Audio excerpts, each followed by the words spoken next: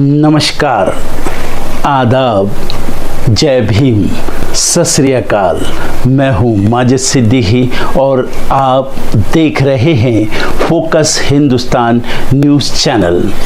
आज की ख़ास खबरें सब्सक्राइब करें, लाइक करें, शेयर करें। फिर आऊँगा एक ताज़ा खबर को लेकर माजिद सिद्दीकी।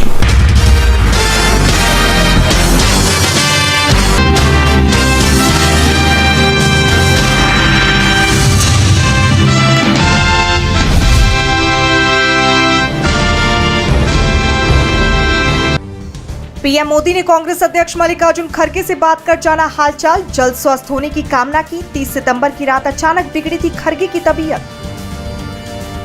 नागपुर में आरएसएस के शताब्दी उत्सव में मोहन भागवत का बड़ा बयान, कहा हिंसक मार्गों से बदलाव नहीं होता। पहलगाम हमले का भी किया जिक्र। दक्षिण अमेरिका के 4 दिन के दौरे पर रहे कांग्रेस सांसद राहुल गांधी, कोलंबिया के राष्ट्रपति लिडियो ग्रासिया से की मुलाकात, छात्रों के साथ किया संवाद। दशहरा के मौके पर गुजरात दौरे पर रक्षा मंत्री राजनाथ सिंह, सैनिकों को किया संबोधित। सरक्रिक इलाके में सीमा विवाद को लेकर पाकिस्तान को दी चेतावनी।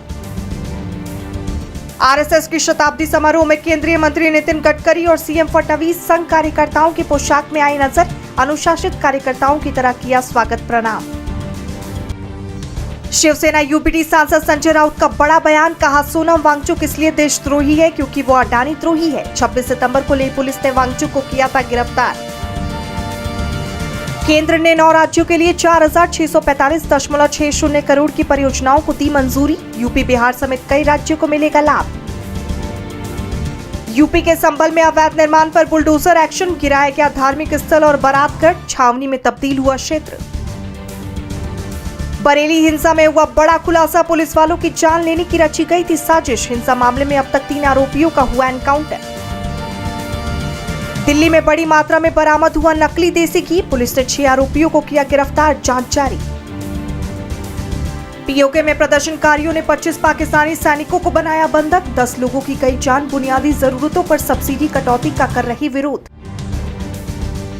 इजराइल ने गजा जा रहे 13 जहाज रोके, ग्रेटा थनबर्ग समेत 150 लोग गिरफ्तार, राहत सामग्री से लदे 30 जहाज अभी भी रास्ते में।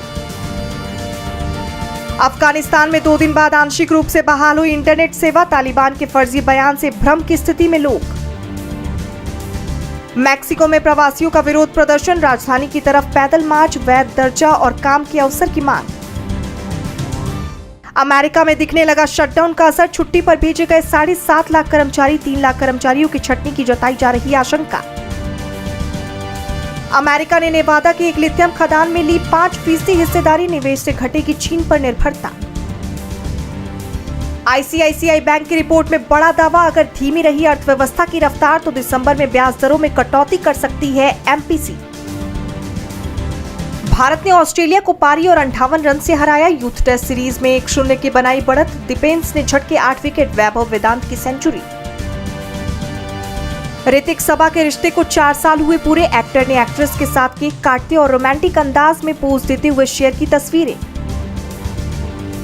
नयनतारा की नई फिल्म महाशक्ति का फर्स्ट लुक जारी, देवी मां के रूप में नजर आई अभिनेत्री, अलग अलग भाषाओं में रिलीज किया गया फिल्म का पोस्टर।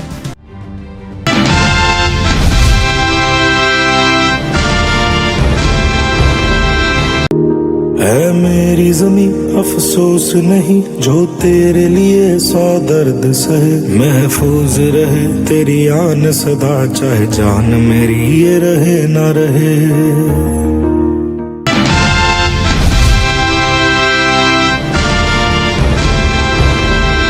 30 सितंबर को बिहार में हुए विशेष गहन पुनरीक्षण यानी एसआईआर की प्रक्रिया को पूरा कर वोटर्स की फाइनल सूची चुनाव आयोग ने जारी कर दी है, जिसमें बताया गया है कि इस लिस्ट में 21,53,000 नए मतदाता जोड़े गए हैं। यही चुनाव आयोग की गड़बड़ी विपक्ष ने पकड़ ली।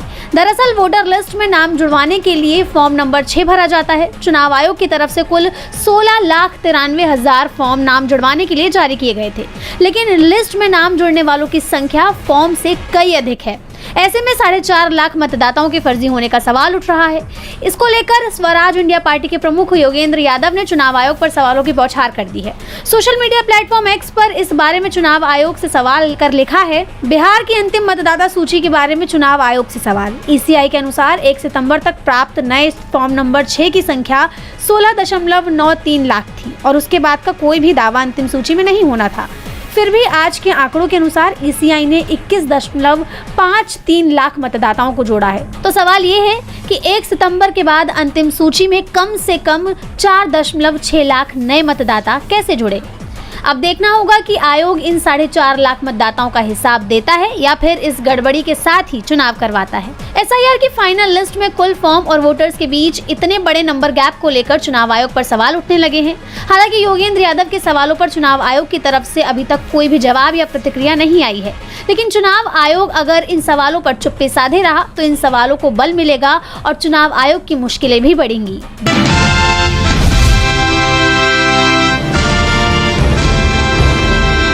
राजस्थान विश्वविद्यालय में आरएसएस का शस्त्र पूजा कार्यक्रम चल रहा था। इस दौरान एक बड़ा बवाल खड़ा हो गया। शस्त्र पूजा को लेकर आरएसएस ने कांग्रेस की छात्र इकाई एनएसयूआई के लोगों के साथ मारपीट की। दरअसल एनएसयूआई ने परिसर में शस्त्र पूजा पर आपत्ति जताई तो पहले राजस्थान पुलिस और फिर आरएसएस ने एनएसयूआई समर्थकों के साथ मारपीट की।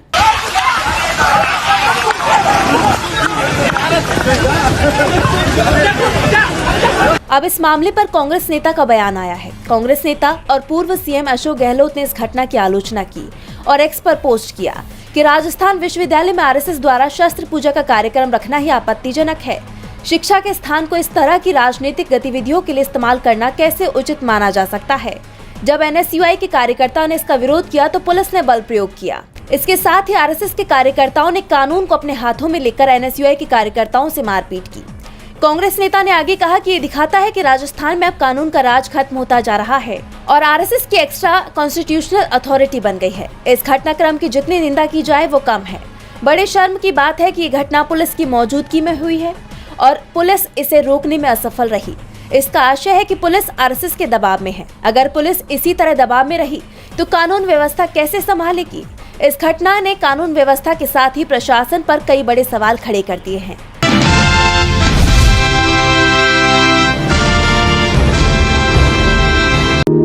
है मेरी ज़मीं अफसोस नहीं जो तेरे लिए 100 दर्द सहे। महफूज रहे तेरी आन सदा चाहे जान मेरी ये रहे ना रहे।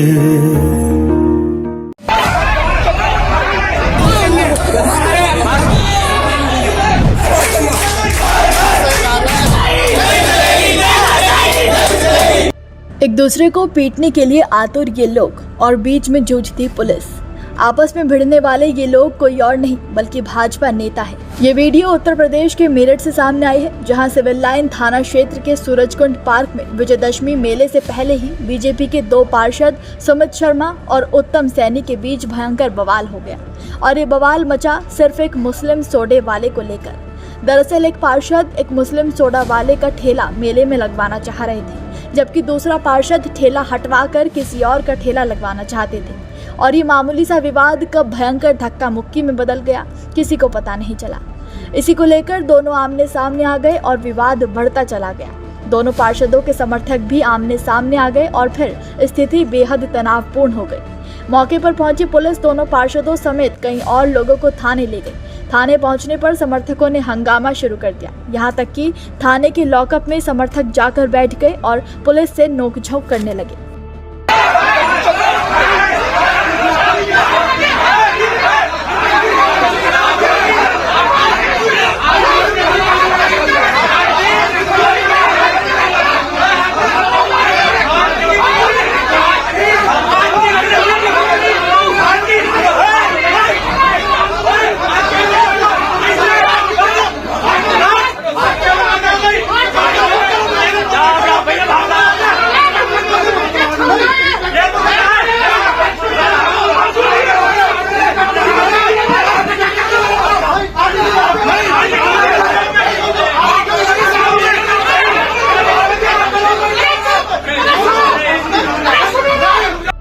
लॉकअप में बैठाए जाने से नाराज पार्षद और उनके समर्थकों ने पुलिस के खिलाफ जमकर नारेबाजी की। कुछ ही देर में बीजेपी कैंट विधायक अमित अग्रवाल अपने समर्थकों के साथ थाने पहुंच गए। बीजेपी विधायक अमित अग्रवाल और महापौर हरिकांत अहुलवालिया थाने पहुंचे और दोनों पक्षों को समझाया।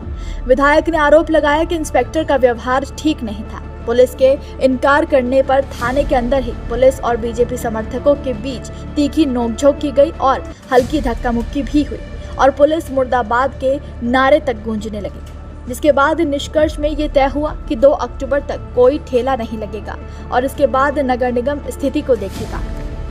तो वहीं दोनों पार्षद एक दूसरे पर क्या आरोप लगा रहे हैं वो भी हम आपको बता देते हैं। दरअसल वार्ड 58 के पार्षद एडवोकेट सुमित शर्मा का आरोप है कि वार्ड 44 से भाजपा पार्षद उत्तम सैनी पिछले कई दिनों से उनके वार्ड के सूरजकुंड इलाके में खाने पीने के ठेले लगाने वाले दूसरे समुदाय के लोगों को धमकाकर हटाने की कोशिश कर रहे थे।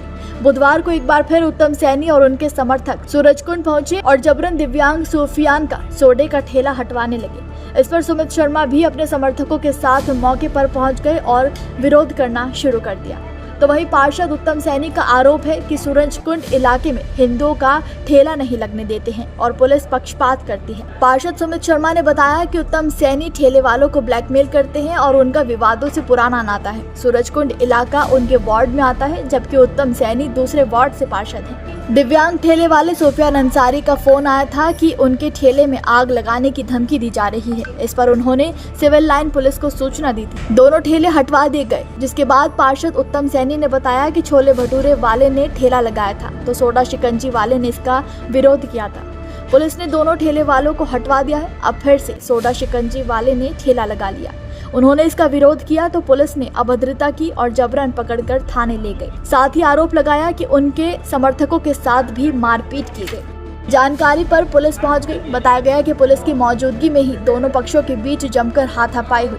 इसके बाद पुलिस उत्तम सैनी सहित उनके 3 अन्य समर्थकों को गाड़ी में बैठा कर ले गई। तो वहीं पार्षद उत्तम सैनी को पुलिस हिरासत में लेने के बाद काफी संख्या में उनके समर्थकों की भीड़ सिविल लाइन थाने पहुँच गयी और बड़ा हंगामा कर दिया।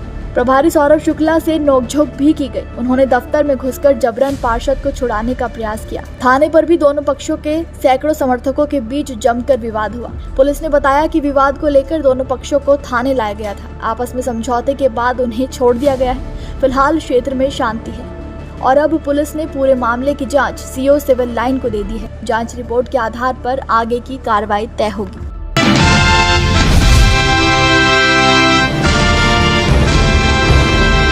भारत के अरबपतियों की दुनिया में इस बार एक बड़ा उलटफेर हुआ है। दरअसल M3M हुरून इंडिया ने 1 अक्टूबर को भारत की सबसे अमीर हस्तियों की रिच लिस्ट जारी कर दी है। इस सूची में देश के टॉप धन कुबेरों और नए बिजनेसमैन को शामिल किया गया है। सूची में इस साल भारत में अरबपतियों की संख्या बढ़कर 358 हो गई है, जो अब तक का रिकॉर्ड है। M3M Hurun India rich list में रिलायंस इंडस्ट्रीज के चेयरमैन मुकेश अंबानी एक बार फिर देश के सबसे अमीर शख्स बन गए हैं। उनकी कुल नेटवर्थ अब 9.55 लाख करोड़ रुपए हो चुकी है। इस तरह उन्होंने गौतम अडानी और उनके परिवार को पछाड़ते हुए फिर से इंडिया के रिचेस्ट का ताज अपने नाम कर लिया है। लेकिन इस बार लिस्ट में किंग खान ने अपना नाम दर्ज करवाकर सभी को हैरान कर दिया है। बता दें कि शाहरुख खान पहली बार बिलियनियर्स क्लब में शामिल हुए हैं। वहीं मिली जानकारी के मुताबिक देश में अमीरों का आंकड़ा बीते 13 साल में 6 गुना से ज्यादा बढ़ गया है। बता दें कि M3M Hurun India rich list 2025 में शामिल किए गए अरबपतियों की कुल संपत्ति 167 लाख करोड़ रुपए हो गई है, जो भारत के जीडीपी का लगभग आधा है। मुकेश अंबानी और गौतम अडानी के अलावा लिस्ट में तीसरे नंबर पर रोशनी नादर मल्होत्रा को रखा गया है, जिनकी संपत्ति 2.84 लाख करोड़ रुपए है। बता दें कि वो इस सूची में अब तक की सर्वोच्च रैंकिंग वाली महिला अरबपति बन गई हैं और पहली बार टॉप 3 में एंट्री लेते हुए भारत की सबसे अमीर महिला के रूप में उन्होंने इतिहास रच दिया है। अमीरों की 2025 की लिस्ट में परप्लेक्सिटी के फाउंडर 31 साल के अरविंद श्रीनिवास 21,190 करोड़ रुपए की नेटवर्थ के साथ भारत के सबसे युवा अरबपति बन गए हैं। इसके अलावा जिस अरबपति की दौलत में सबसे ज्यादा इजाफा हुआ है वो नीरज बजाज एंड फैमिली है। 69,875 करोड़ रुपए की बढ़त के साथ इनकी नेटवर्थ अब 2.33 लाख करोड़ रुपए हो गई है। भारत के सबसे अमीरों की लिस्ट में इस बार भी मुंबई ही टॉप पर है, जहां पर देश के 451 सबसे धनी व्यक्ति रहते हैं। इसके बाद नई दिल्ली में 223 और बेंगलुरु 116 अमीरों के साथ लिस्ट में है।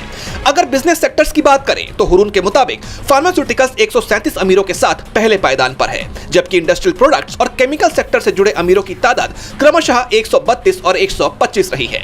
इसके अलावा लिस्ट में एक बार फिर से महिलाओं और सेल्फ मेड उद्यमियों ने अपना दमखम दिखाया है। ये लिस्ट महिला उद्यमियों की बढ़ती उपस्थिति को भी दर्शाती है, जिसमें 2025 तक 101 महिलाएं शामिल हैं और इनमें 26 अरबपति हैं।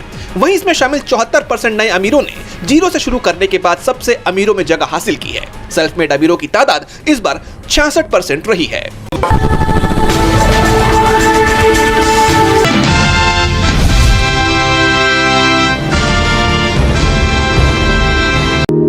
है मेरी ज़मीं अफसोस नहीं, जो तेरे लिए 100 दर्द सहे। महफूज रहे तेरी आन सदा, चाहे जान मेरी ये रहे ना रहे।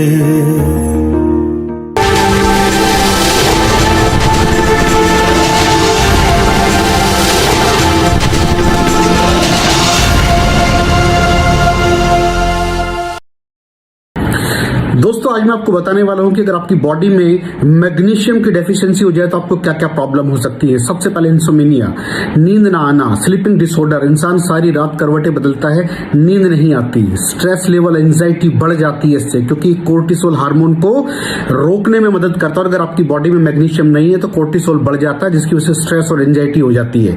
मूड स्विंग्स, इंसान को पता नहीं चलता उसके मूड स्विंग्स होते हैं, थोड़ी थोड़ी देर में गुस्सा आना, थोड़ी थोड़ी देर में चिड़चिड़ापन होना, क्योंकि ये सेरोटोनिन हार्मोन को बढ़ने में मदद करता है। अगर आपकी बॉडी में less magnesium is equal to less serotonin, और सेरोटोनिन हैप्पीनेस का हार्मोन है। अलावा इसके ये फटीग को भी कम करता था। अगर आपकी बॉडी में मिनरल डेफिशिएट है, अगर आपकी बॉडी में मैग्नीशियम नहीं है तो आपको थकावट बहुत जल्दी फील होगी, जरा सा काम करती है आपकी बॉडी थक जाएगी। पुअर डाइजेस्टिव सिस्टम, ये डाइजेस्टिव सिस्टम को भी मैनेज करने में बड़ा शानदार रोल प्ले करता है, और अगर इसकी डेफिशिएंसी है तो कॉन्स्टिपेशन, डायरिया जैसी प्रॉब्लम हो जाती है। माइग्रेन बहुत खतरनाक प्रॉब्लम है। माइग्रेन अगर डेफिशिएट है आपकी बॉडी मैग्नीशियम से तो आपको माइग्रेन की प्रॉब्लम भी हो सकती है। ब्लड प्रेशर, अगर आपकी बॉडी में मैग्नीशियम कम है तो आपको ब्लड प्रेशर की प्रॉब्लम हो सकती है। इरेगुलर हार्ट बीट, ये हार्ट बीट का बढ़ जाना, कम हो जाना, बढ़ जाना, कम हो जाना, मैग्नीशियम डेफिशिएट होने की निशानी है। ऑस्टियोपोरोसिस, बोन हेल्थ वीक हो जाती है, क्योंकि आपकी बॉडी का 60% जो मैग्नीशियम है वो आपकी बोन्स के अंदर होता है। अगर आप बाहर से मैग्नीशियम नहीं ले रहे हैं तो आपकी बॉडी जो है वो हड्डियों में से लेना शुरू कर देती है, जिसकी वजह से ऑस्टियोपोरोसिस की प्रॉब्लम भी हो सकती है, आपकी हड्डियां कमजोर हो जाती हैं। और मसल क्रैम्पिंग, मसल क्रैम्प, नस पे नस का चढ़ जाना, मसल्स पे अकड़ जाना, बिल्कुल चलना मुश्किल हो जाता है। तो मसल क्रैम्पिंग भी तभी होती है जब आपकी बॉडी में मैग्नीशियम की डेफिशिएंसी हो। और दोस्त, हमारे यहाँ 90% से ज्यादा लोग मैग्नीशियम डेफिशिएंसी के शिकार हैं। कहां से मिलेगा मैग्नीशियम, कितनी मात्रा में लें, किस क्वालिटी का लें? तो उसका जवाब है वेस्टीज प्राइम CMD। इसके अंदर आपको भरपूर मात्रा में मैग्नीशियम मिलेगा, आपकी सारी प्रॉब्लम सॉल्व हो जाएगी। Thank you so much. दर्शकों, देख लिया आपने हमारे वीडियो को। हमें खुशी होगी कि आपने हमारे न्यूज़ को लाइक किया और दूसरों को शेयर किया। अगर अभी तक हमारे चैनल फोकस हिंदुस्तान को सब्सक्राइब नहीं किया है तो तुरंत सब्सक्राइब करें, कमेंट करें और बेल आइकॉन को प्रेस करें। हम हाजिर हैं खबर के लिए।